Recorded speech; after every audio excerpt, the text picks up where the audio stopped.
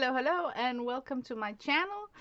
Well, today I'm playing with soft chalk pastel, and I really like this medium a lot. It comes and goes, sometimes I'm in the zone for just picking another medium than watercolor.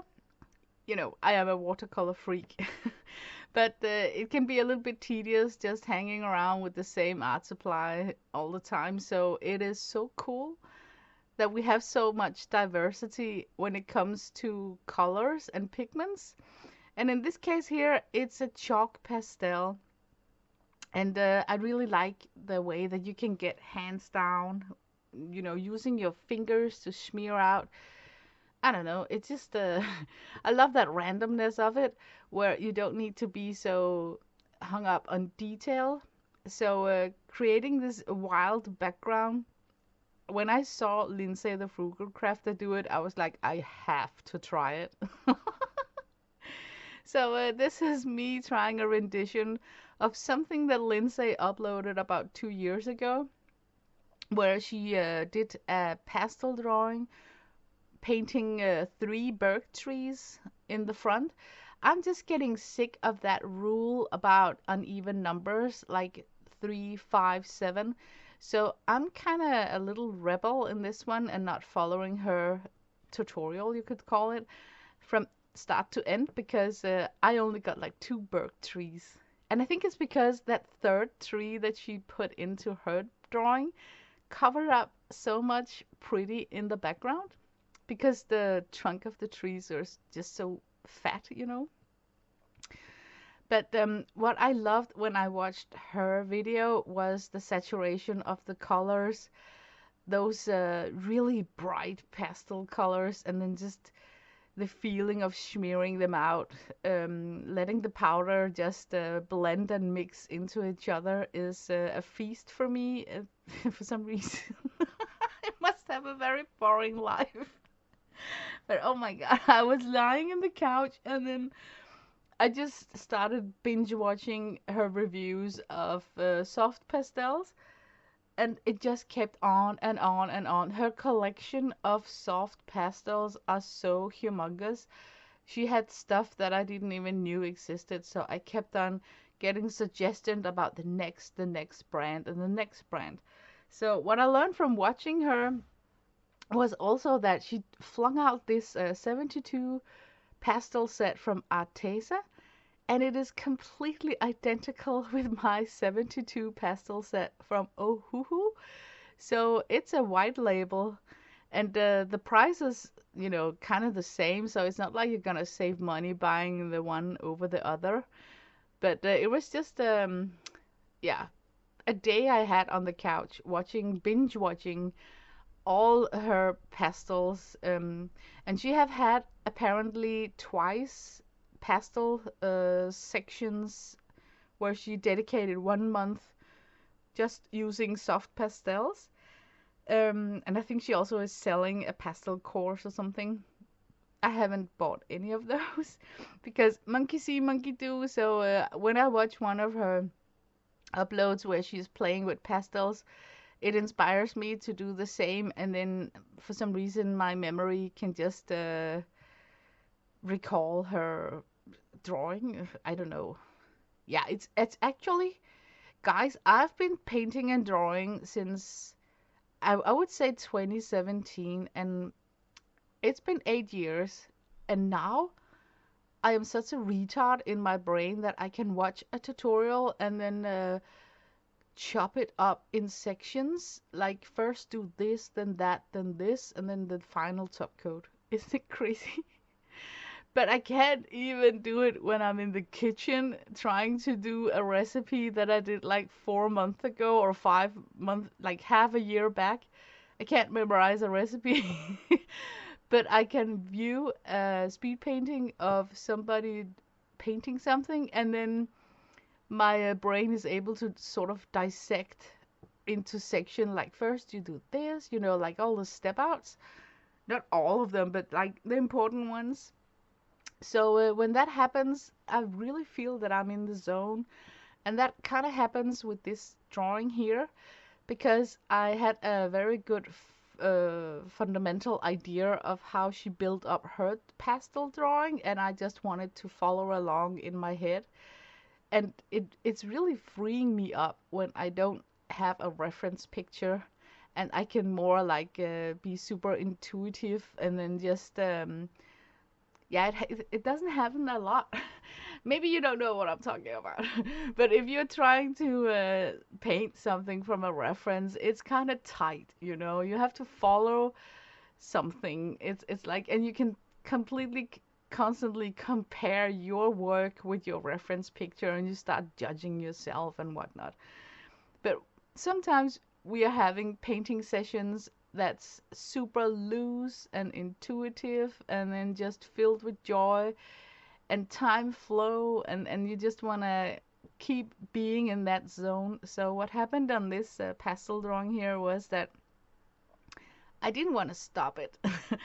I kept on wanting to be in the painting moment. So there is a lot of mark making with pastels that was sort of unnecessary, but I'm just really enjoying painting this.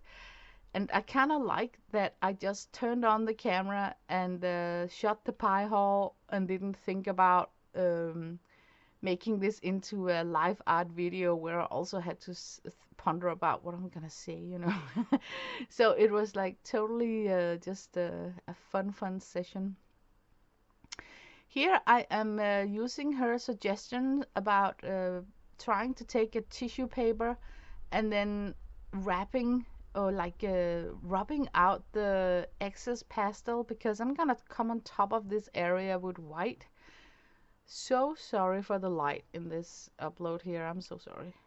And it kind of worked, you know, like I can see that my white is less contaminated.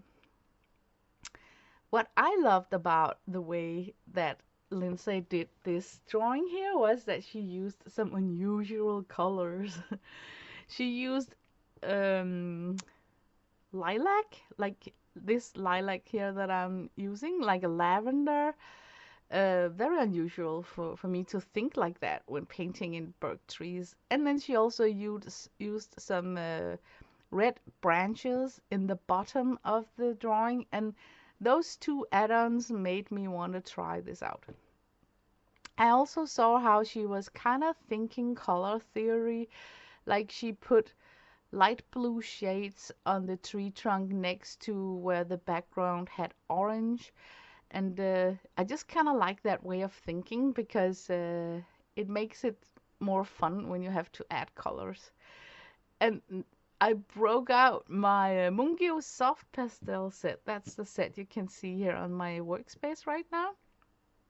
It's a softer pastel, and the pastel set that I'm using in the small half sticks are from Faber Castell, and it's like it's a little bit softer than a Conte crayon, but it is really a hard stick. So it's nice to use for all the background because it doesn't fill in the tooth of the paper that quickly.